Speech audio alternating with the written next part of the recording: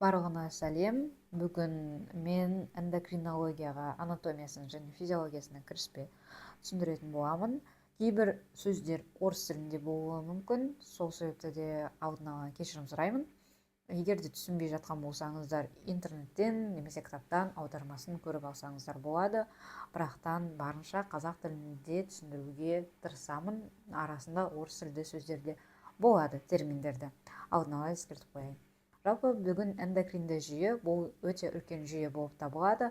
Біздің бүкіл ағзамызды басқарып тұрады, нерв жүйесімен пара-пардай қояды. Өйткені эндокринді жүйе мен нерв жүйесін бірдей салыстырып көретіндер де екеуін бірдей зерттейді. Жалпы эндокринді жүйе дегеніміз эндо грек тілінен аударғанда ішкі, крин яғни бөлу деген мағынаны білдіреді. Эндокринді жүйе ағзадағы зат алмасу, өсу, сүттің бөлінуі барлығына қатысады. Сонымен қатар кейбір адамдар эндокринді жүйе мен экзокринді жүйені шатастырып алады. Эндокринді жүйе ол өзінің бөліндісі, яғни гормонды тікелей қанға бөледі. Экзокринді жүйе болатын болса арнайы түтіктері арқылы сыртқы ортаға шығарып отырады. Экзокринді жүйеге бізде ол сүт бездері, ұйқы безінің ас қорытуға қатысатын бөлімін айтамыз, панкреатикалық сөлді, тер бездері экзокринді жүйеге жасады. Ал эндокринді жүйеге болса, олардың өзінің қызметтері бөлек болып табылады. Эндокринді жүйеде ол эндокринді жүйе, яғни гормондардың бөлінуіне, гормондардың түзілуіне, олардың секрециясына және образованиясына қатысатын жүйе болып табылады. Сол арқылы олар тіндерге әсер етеді. Гормондар белсенді заттар болып табылады, эндокринді жүйеден түзілетін.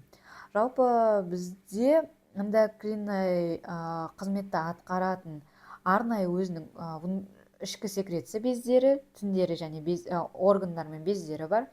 Және де эндокринді тіні бар ағзалары бар. Олар бірақтан эндокринді бездерге жатпайды, жақтағы қызметін атқарады. Және де клеткалар бар. Эндокринді және неэндокринді функциясын атқаратын. Негізгі бізде эндокринді жүйеге, эндокринді бездерге жататын бұл гипоталамус. Гипоталамус ол бас миында орналасқан, аралық мида орналасқан гипоталамустың өзі бірнеше гормон бөледі. Гипоталамустан бөлетін гормондарды біз екіге бөлеміз. Ол статиндер және либериндер. Либериндер дегеніміз бізде гипоталамус бұл эндокринді жүйенің бастапқы бөлігі болып табылады. Яғни басқа гормон органдарға гормондардың қалай бөлінуін барлығын гипоталамус бас миында орналасып реттестіріп отырады. Гипоталамус егер де гормондарды, либериндерді айтса көп бөліңдер десе, онда басқа гормондар оны аз бөлуі немесе көп бөліп отыруын реттестіреді. Либериндер олар релизинг гормондар, статиндер олар ингибитор гормондар. Яғни төмендетіп отырады басқа гормонның қызметін. Бізде гипоталамустан бөлінетін гормондарға тиротропный релизинг гормон жатады. Оның қызметі тиротропный гормон мен пролактиннің бөлінуіне әсер етеді. Келесі гипоталамустан бөлінетін гормон кортикотропный релизинг гормон, яғни релизинг либериндер, кортиколиберин дейді. Аденокортикотропный гормонға әсер етеді. Гормон роста релизинг гормон, бойдың өсуіне әсер ететін гормон ростан әсер етеді. Гонотропный релизинг гормон ол лютинизирующий гормон мен фолликулостимулирующий гормонға әсер етеді. Пролактин релизинг гормон ол пролактиннің бөлінуіне әсер етеді, яғни төмендетеді, пролактин жоғарылатады. Және гормон рост ингибирующий гормон, яғни өсу гормонын төмендететін, яғни статин. Сонымен қатар пролактин ингибирующий гормон. Яғни бізде гипоталамустан бөлінетін гормондардың олар релизинг және статин болып бөлінеді. Яғни всегда гипоталамус айтпайды басқа органдарға, сен всегда көп бөл демейді, всегда аз бөл демейді. Әрдайым реттеп отырады, бір күні көп, бір күні аз деген сияқты. Егер только патология кезінде ғана немесе ісіктер болса, күнде гормон көп бөлініп отыруы мүмкін, немесе мүлдем аз бөлініп отыруы мүмкін. Оны кейін талқылайтын боламыз. Келесі, гипоталамус одан кейінгі гипоталамустың айтқанын істеп отыратын, яғни оның орынбасары десек болады, бірақ орынбасар емес. Бізде ол гипофиз, гипоталамустың астында орналасқан кішкентай ғана без болып табылады. Кішкентай ғана без болып табылады. Гипофиздің өзі екі бөлімнен тұрады. Аденогипофиз, гипофиздің алдыңғы бөлігі. Нейрогипофиз, гипофиздің артқы бөлігі. Аденогипофиз, жаңа біз айттық, гипоталамустан гормон, ростерилизин, либерин гормондар бөлінеді деп. Соның барлығы гипофизде де бөлінеді. Яғни гипоталамус айтқан гормон, гипоталамус сол гипофизға айтып отырады, сен андай гормондарды бөлесің деп. Яғни гормон роста бөлінеді, бой өсіру гормоны дейді. Яғни бұл ағзаның өсуіне, тіндердің, клеткалардың бөлінуіне, белоктың синтез етуіне қатысады. Тиротропный гормон. Бізде гипоталамуста тиротропный релизинг гормон бар. Ал гипофизда тиротропный гормон бар. Ол қалқанша безіне әсер етіп, тиреотирин және тироксиннің бөлінуіне әсер етеді. Сонымен қатар гипофизда аденокортикотропный гормон бар. Бұл кезде кортизол, андроген, альдостеронның бөлінуіне әсер етеді. Пролактин, сүт бездердің, әйелдерде сүт бездерінің дамуын және де сүттің бөлінуін босанған кезде лактацияның бөлінуіне қатысатын гормон. Фолликул стимулирующий. Әйелдерде фолликуларының өсуіне әсер етеді, ал ер адамдарда сперматозоидтарының өсуіне әсер етеді, ер адам пайда болуына, яғни жетілуіне. Сперматозоидтар ер адамдарда Сертолия клеткаларында пайда болады, жұмыртқа жасушаларында. Ал лютинизирующий гормон болса, ер адамдарда Лейдик клеткасында тестостеронның өсуіне пайда болуына әсер етеді, соның продукциясы, стимуляциясы болуына. Ал әйелдерде овуляция жүргізуіне, сонымен қатар желтое тело, яғни желтое телодан кейін бізде овуляциядан кейін одан ұрық пайда болуына әсер етеді. Және эстрогендер мен прогестериннің синтезіне, жұмыртқа жасушаларында әсер, сол гормондардың бөлінуіне жауапты. Сонымен қатар біз айттық, гипофиздің екі бөлігі бар. Аденогипофиз, нейрогипофиз. Нейрогипофиз бұл жерде ол өзі арнайы ешқандай гормон бөлмейді, бірақтан бізде гипоталамуста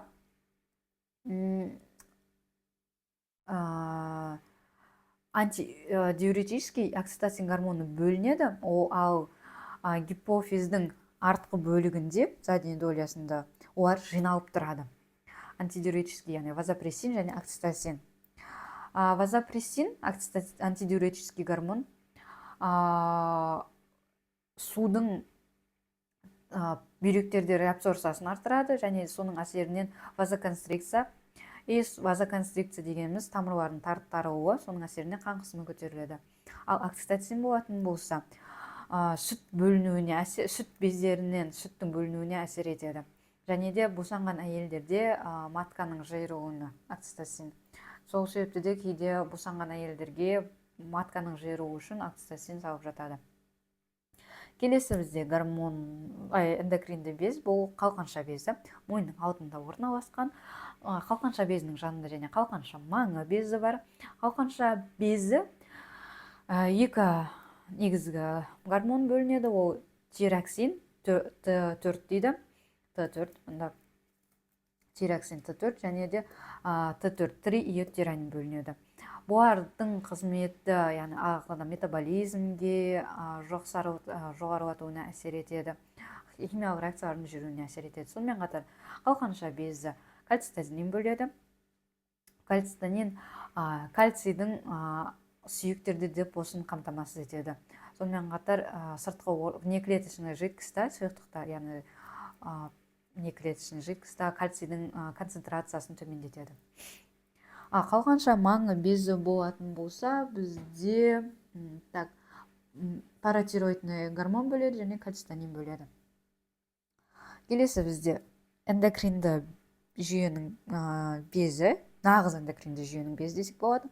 Ол кешіресіздер, бүйрек үсті безі. Бүйрек үсті безі өзі екі бөлімнен тұрады. Мынау бүйрек болатын, примерно бүйрек бүйрек болатын болса, мында бүйрек үсті безі орналасқан. Бүйрек үстінің екі бөліктен тұрады. Мына іші ми қабаты дейді, мозговое вещество, ал сырты қыртыс қабаты. Қыртысты қабаты.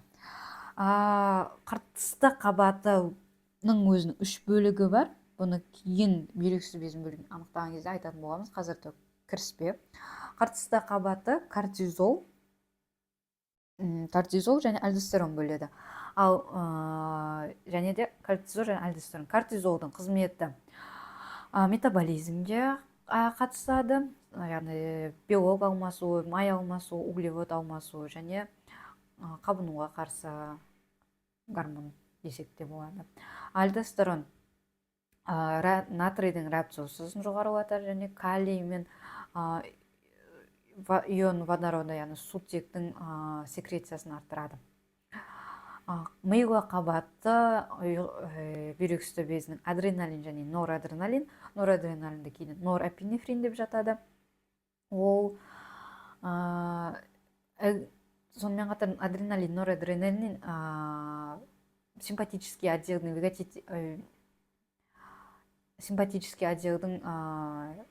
вегетативный жүйке жүйесінің не ұқсайтын, яғни возбуждение деген.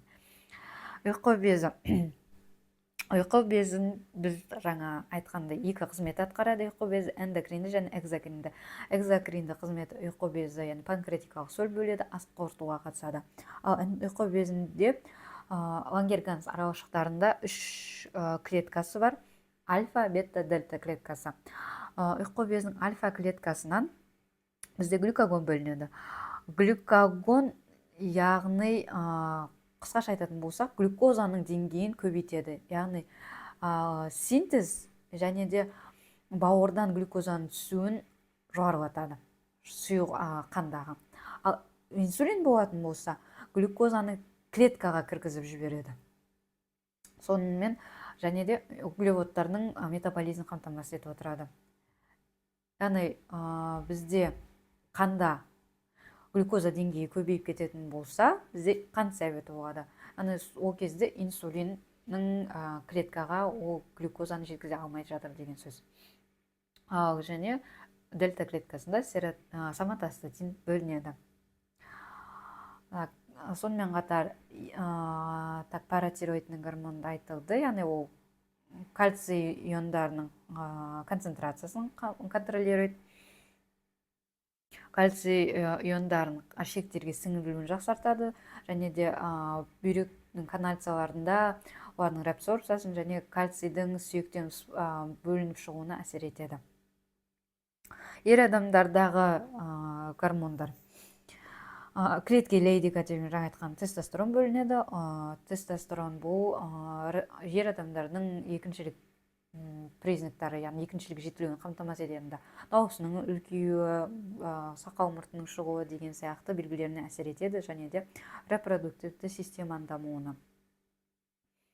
Ал әйелдерде болады және де сертоли эстроген бөледі ер адамдарда. Әйелдерде жұмыртқа жасушалары эстроген. Эстроген әйелдердің сүт бездерінің дамуы, екіншілік половой признактардың дамуына әйелдердегі қамтамасыз ететін гормон болып табылады. Ал прогестерон болатын болса, яғни сүт бездерінің сүттің бөлінуіне қатысады. Және де бала босануға да репродуктивті жүйеге қатысатын гормондар болып табылады. Сонымен қатар бізде плацентада эндокринді жүйеге қатысады, бірақтан оны кейін. Және бізде ұйқы безі орган, эндокринді тіні бар орган болып табылады. Және жыныс гормондары да эндокринді тіні бар органдар болып табылады. Олардың негізгі қызметі эндокриндік емес, олардың қызметі ұйқы безінің негізгі қызметі, яғни ас қорытуға қатысу, ал жыныс бездері, яғни репродуктивті жүйеге қатысады. Бірақтан гормондарды да бөлінеді олардан. Және инкретный функциялар, яғни клеткалары бар эндокринді. Ол ас қорыту жүйесіндегі гастрин гормон болып табылады. Соляный кислотаның бөлінуіне стимуляциясын жасайды. Тонкая кишкада секретин бөлінеді. Ол бүйрек болатын болса ренин, қан қысымын реттеуге қатысатын гормон болып табылады. Сонымен қатар эритропоетин болады. Эритропоезді стимуляция жасайды, яғни қызыл клеткаларын жасауға.